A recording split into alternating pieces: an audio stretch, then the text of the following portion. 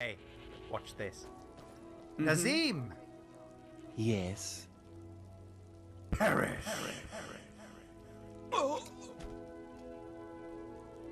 Want to have your clip featured in the Skyrim Clip of the Week? Simply record the clip on your Xbox and then send it to me via message. My gamertag is iRyeni, that's IRYENI, and then you can message it to me over Xbox and I'll be able to view it. I look forward to seeing the clips that you guys send me. Now moving on to the video.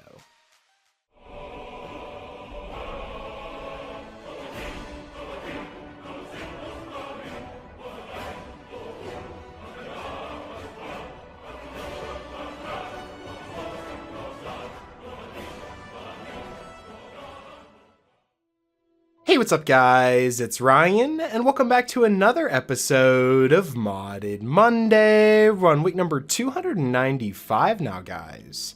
I picked out 5 new mods for you guys to check out, and perhaps add them to your load order if you find them interesting. But like always, before we jump into them, I want to remind you guys that I'm partnered with Gamersups, which in my opinion is the best energy drink on the market. So if that sounds like something you're interested in, be sure to check out the link in the description where you can go to their store page, and you can also use the code RTD for a 10% discount on all your purchases. I also want to say, don't forget to subscribe so you don't miss any brand new mods each and every single week. Now that all that's out of the way, we can jump into this week's mods, and starting us off we have a new weapon mod called Immersive Projectiles, throwing weapons and items. Now the mod page reads, have you ever wanted to feel like Link from The Legend of Zelda, throwing bombs at enemies? How about Sekiro shinobi tools, like firecrackers and special arm tactics? What about the good old days of Morrowind, throwing spears at enemies, and just having that fun experience? Well, now you can. This mod pack contains a bunch of open permission mods such as Throwing Weapons Light, Shinobi Tools, as well as Gyro Zeppeli Steel Balls mod.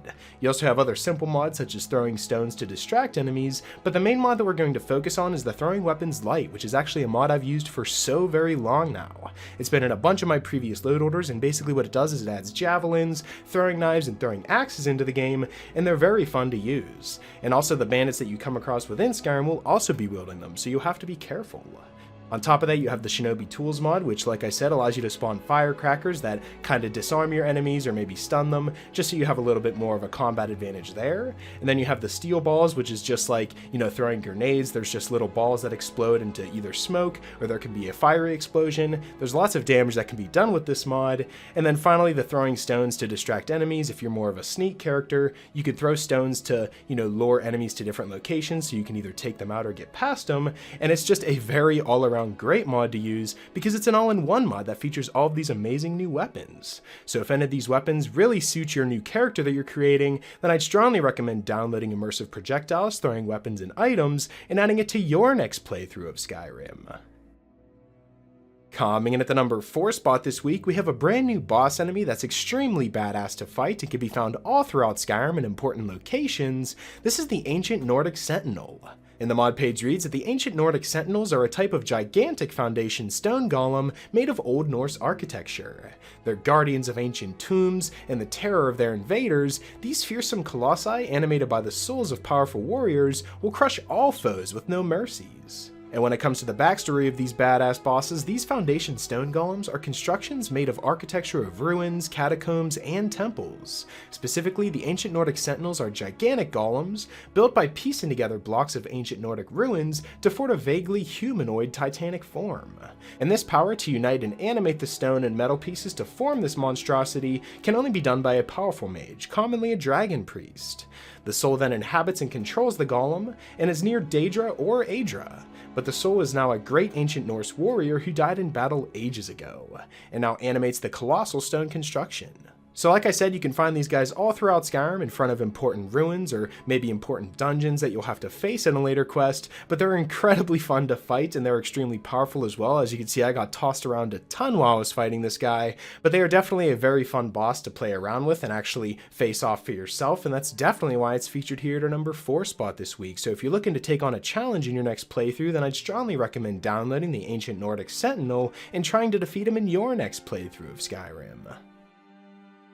Coming in at the number 3 spot this week, we have a brand new beautiful player home that's just hit the mod page here. This is Autumn's Gate, a player home in the Rift.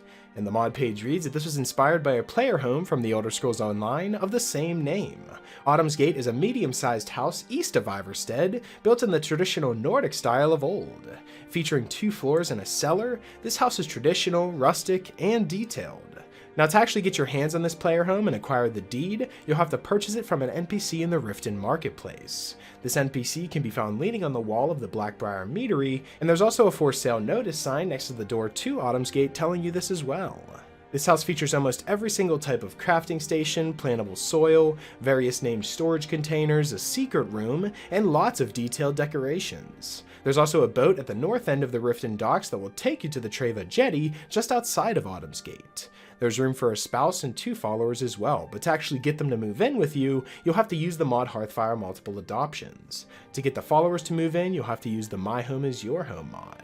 So right off the bat, it's really great that it's very compatible with other mods out there that allow you to move your spouse and other followers into the house with you. But moving on to the actual player home itself, this place is very beautiful. You know, I really like how everything looks and is set up properly. And it does come in at a very high memory space, coming in at 51.67 megabytes. But I really love the actual location of this house. It's right in a perfect location in the Rift. And with this player home having everything you're going to need, you're not going to need any other player homes in Skyrim. So if you do have the memory space, it's pretty much worth it because this house has everything you're going to need. Like I said, it's in a beautiful location, and I just really like the looks of it, and that's definitely why it's featured here to number 3 spot this week. So I'd strongly recommend downloading Autumn's Gate, a player home in the Rift, and becoming its proud new owner in your next playthrough of Skyrim. Coming in at the number 2 spot this week, we have a brand new mod pack that combines all of my favorite clothing mods all into one simple mod here. This is the Cloaks, Face Masks, and All Sorts 2, which if you remembered a couple weeks back, we actually covered the Cloaks, Face Masks, and All Sorts 1, but this is a brand new all-in-one mod that adds even more clothing mods into this mod pack here. So diving into the actual mod page itself, it says that this is an updated bundle for my previous Cloaks, Face Masks, and All Sorts bundle. 3 new mods have been added, and everything has been retested and works as intended.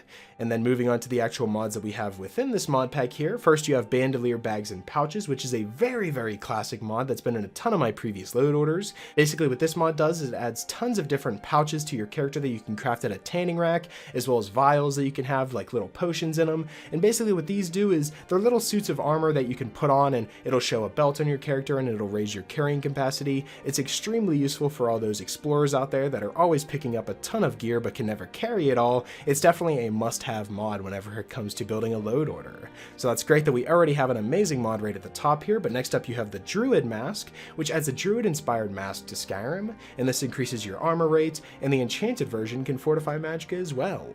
So it's just another mask that you can wear all throughout Skyrim that adds some more power to your character. And then next up you have the Usable Lantern mod, which doesn't just allow you to use a torch now, you can now use a lantern to light up your travels too. Very, very simple mod to add alongside there. But now moving on, Cloaks and Capes. Of course, you get the Cloaks and Capes added to Skyrim with a bunch of different variants. You have the actual fur cloaks and different types of colored cloaks, and then you actually have the capes, which come in red, purple, blue, green, yellow, black, white, and leather, and then the Hold Guards also get their own capes as well. You know my guy's always wearing a cape in every single one of these videos, so this is definitely a must-have mod. And then after that, you have the Face Mask of Skyrim, which is pretty much the same thing as the Cloaks and Capes, adds a bunch of different colors, but now they're face masks. You have tons of different varieties: black, blue, brown, green, purple, red, white, and yellow, and these can be worn with anything: helmets, circlets, and robes as well. And it isn't just face masks that you get access to, you also get the bandanas of Skyrim, the blindfolds of Skyrim, Chitin goggles as well, you can have goggles on your character, and then finally you have the Dwemer goggles and Scouter gear, which is a more badass set of goggles that actually requires you to do some quests to get your hands on. There's so much included with this mod that it would be impossible for me to showcase everything within it, all within this short little showcase here. But as you can see, I'm very, very into the Cloaks, Face Masks, and All Sorts mod because of all the other mods that it combines together that we've used in the past and we know and love already, and it just adds even more mods on top of that. So definitely a lot of praise goes out to Gamer Polly for putting these all together, because this is a perfect mod to include in our next load order, because it has all of our favorite mods jam-packed into one simple mod here. And that's definitely why the Cloaks, Face Masks, and All Sorts 2 comes in at our number 2 spot this week, so I'd strongly recommend downloading it and trying it out for yourself. Coming in at the number 1 spot this week, Love King is back at it again with a new massive mod pack that adds hundreds of weapons into Skyrim. This is the Arsenal of Boethia, Artifacts, and New Weapons bundle.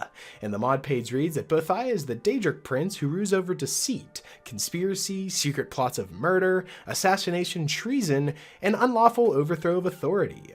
The sphere is destructive in nature, and Boethia's destructiveness comes from inspiring the arms of mortal warriors. So this mod attempts to completely overhaul all of the enchantments on weapons, armors, and clothing, but also provides the player with more weapon variations so that you don't get bored with the vanilla weapons that you've already seen every single day.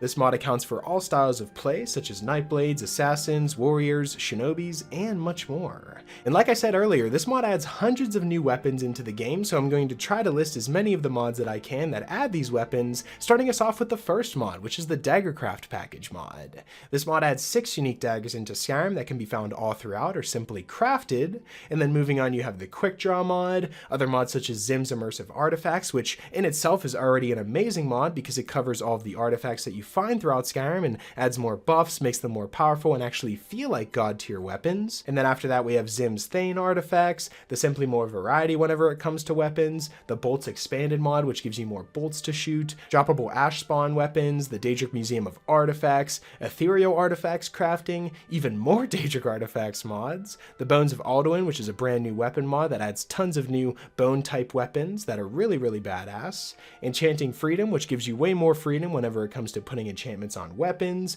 you have the Assassin enchantments, which adds even more enchantments into the game, and then one of my favorites, the Heavy Armory as well as the Royal Armory mod, which adds over 100 weapons to Skyrim in and of itself. Just this one mod within this mod pack here adds over 100 weapons, which includes new spears, halberds, glaives, short swords, quarterstaffs, mauls, hatchets, and clubs for every single category in Skyrim, dwarven, glass, you name it. It has all those different categories within every single different type of gear that you can craft. So if you're looking for some new gear to bash a skull in, or get your skull bashed in with, look no further than the Heavy Armory. And then after that, the Royal Armory, like I said before, is also a great mod that adds special weapons to the most important characters of Skyrim. So now Ulfric Stormcloak won't just storm in with a regular sword, he'll have a special sword with unique enchantments. And then closing off with some of the final mods in this mod pack here, you have the Unique Items Tweaks mod, the Artifacts of the Court Wizards, Enchanted Elemental Fury Daggers, the Divine Amulet enchantments, Sneak Arsenal, Rings of Light, Sneaky Stealth Boxes. There's so many mods included in here that either feature new weapons or fix already existing weapons such as the artifacts, that this is a must-have mod if you're looking to completely expand your arsenal, and that's definitely why the Arsenal of Boethia, Artifacts, and New Weapons bundle is featured here at a number 1 spot this week, so I'd strongly recommend downloading it and completely remastering your arsenal in your next playthrough of Skyrim. So that's pretty much it for this week's episode of the top 5 Skyrim mods of the week. Hopefully you guys did enjoy, and if you did, I'd appreciate it if you left a like and subscribe if you're new. It really helps me out a lot. And if you have any suggestions for mods you'd like me to cover in future top 5 mod episodes, be sure to let me know in the comment section below, or you can join our Discord. I'll be sure to leave the Discord link in the description as well as the pinned comment so you can join us on there and leave mod suggestions there as well. Special shout out to my Patreon supporters. Thank you guys so much for everything that you guys have done for me. And yeah, that's pretty much it. Hopefully you guys did enjoy, and I'll talk to you guys later.